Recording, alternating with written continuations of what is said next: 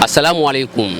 Huu ni mwanzo wa mwanzo wala si kikomo, kwani aliyekoma hakomai. Mimi ni Muhyiddin Dualaika sambamba na kameramani wangu machachari Abdallah Lupa. Tupo katika eneo hili maridhawa kabisa la Tegeta Kibaoni ama Tegeta Nyuki. Tumekuja kutembelea viunga hivi ili tukusanye maoni ya kila mmoja kuhusiana kuelekea katika tukio adhimu kabisa na maridhawa la tarehe 5 mwezi wa 4. Si lingine ni mashindano makubwa ya kimataifa ya usomaji wa Qur'an. Itafanyika pale kwa Mkapa chini ya usimamizi wake mwenyekiti wa mashindano haya Sheikh Othman Ali Kaporo.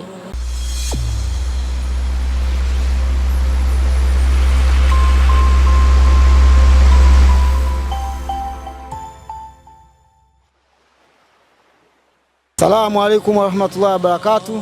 Naitwa Nasiri Yusufu Twaibu, niko Tegeta Kibaoni, Dar es Salaam.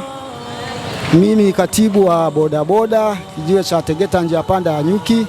Nawakaribisha sana siku ya mwezi wa 4 tarehe 5 kwenye mashindano ya Qur'ani tukufu yatakayofanyika kwa Mkapa.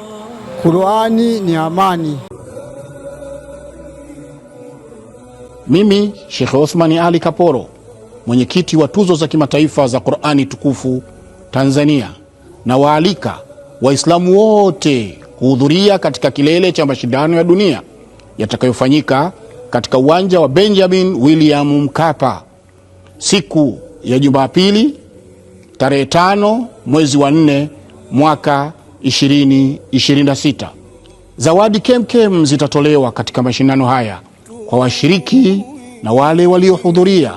Usingoje kusimuliwa, pale tulipoishia ndipo tunapoanzia.